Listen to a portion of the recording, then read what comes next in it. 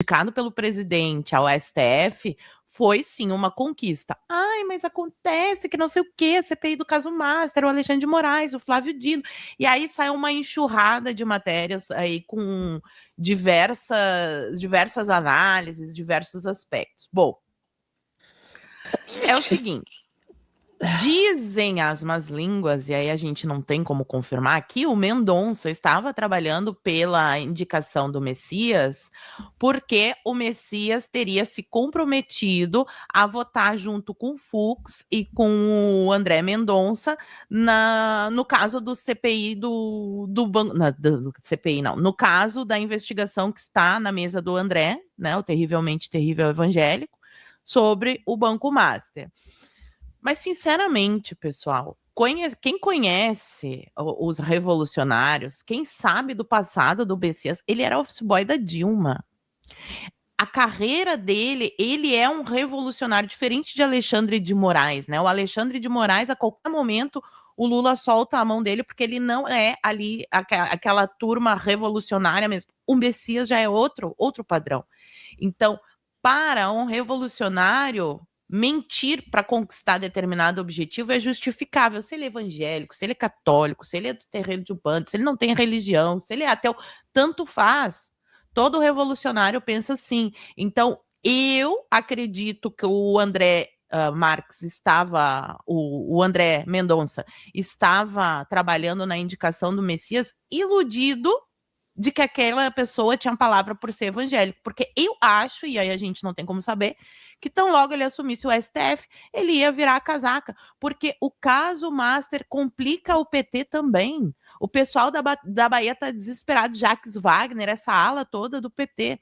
Então, o Messias provavelmente não ia entregar o que ele prometeu ali para que o ministro André Mendonça estivesse trabalhando por ele.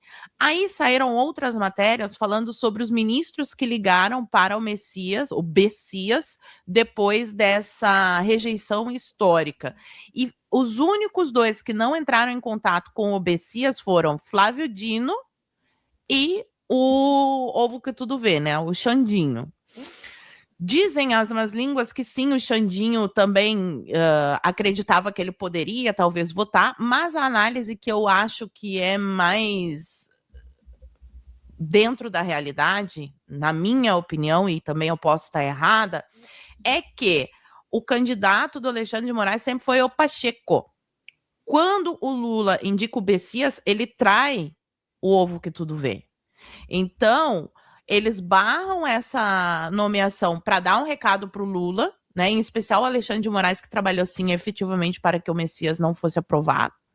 Passam um recado muito forte para o Lula, do tipo, ó, tá aí na cadeira, mas o poder não é teu, né? Não vai fazer o que tu quiser. Nós aqui é que mandamos no campinho, em especial do STF, que virou um partido, né? O PSTF.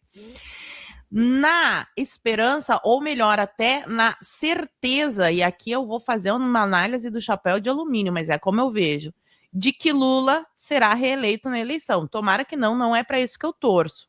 Mas quando a gente combina essas informações que eu acabei de dar, junto com a minha análise, opa, caiu meu fone, junto com o que está acontecendo no STF, que está pegando muitas vezes o papel do TSE para escolher quais candidatos poderão ou não ficar inelegíveis, aí o quadro fica um pouquinho mais complicado, porque a gente está vendo o STF indo para cima de Gustavo Gayer, de Marcel Van Hatten, de diversos candidatos, pré-candidatos ao Senado da direita, de nomes importantes para a Câmara Federal, para governadores, inclusive para cima do Flávio Bolsonaro, numa tentativa de fazer uma reedição de 2022 agora em 2026.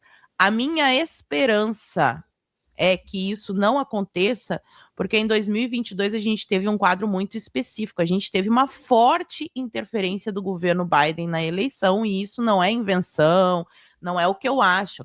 Diversas matérias saíram a respeito, inclusive eu publiquei um vídeo quando sai o resultado da eleição nos Estados Unidos, mostrando toda essa cronologia de como o governo Biden interferiu diretamente no processo eleitoral aqui do Brasil, e agora nós teremos outro tipo de interferência. Se eu gosto, se eu acho legal, obviamente que não, eu defendo a soberania nacional, mas a gente precisa lidar com a realidade. E existiu, sim, uma pressão muito grande dos Estados Unidos para acontecer o que aconteceu em 2022. Agora o governo lá troca de mãos e eu acho que a coisa vai ser diferente em 2026. Acho, não tenho certeza, mas o quadro que eu vejo com a rejeição do Messias e o nome do Alexandre de Moraes trabalhando é esse.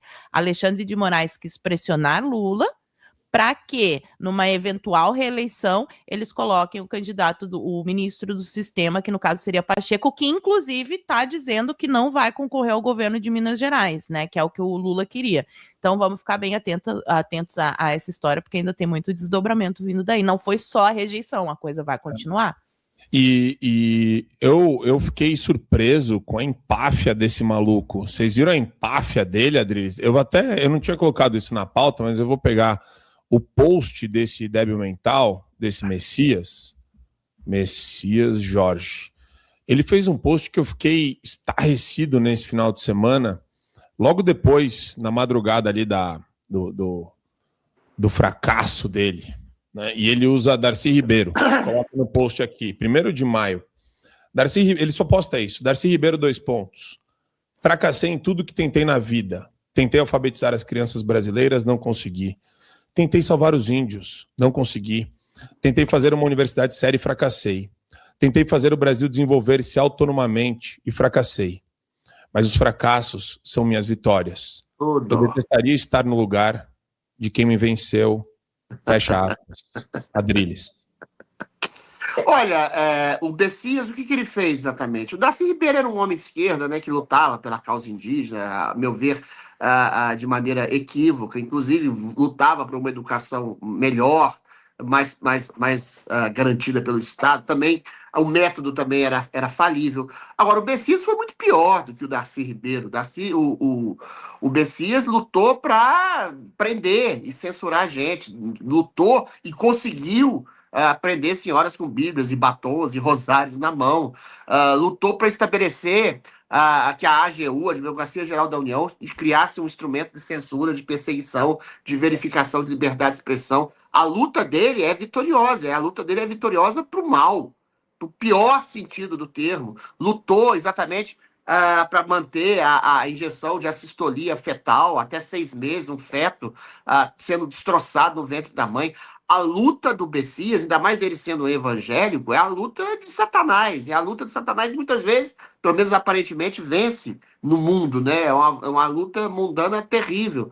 Não interessa por que ele saiu, mas a saída dele é uma vitória para um princípio de humanismo, é uma vitória para prisioneiro político, é uma vitória para liberdade de expressão, é uma vitória para a vida de um bebê no ventre de sua mãe, entendeu? Se o Alcolumbre fez um acordo com a direita em nome de uma possível reeleição, ou sei lá, de enterrar a CPI do Banco Master, que são coisas nefastas em si, a gente tem que perceber que política é o que Maquiavel diz ter sido e não o São Francisco de Assis gostaria que fosse.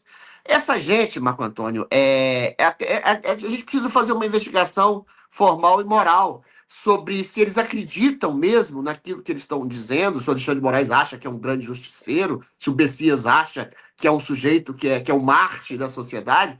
Agora, a gente teria que fazer se não fosse absolutamente irrelevante, porque as ações deles são péssimas de toda modo. É a mesma coisa se você se perguntar, o Hitler e o Mussolini achavam que estavam certos nos seus critérios de avaliação? Não interessa, são monstros. Alexandre de Moraes é monstro.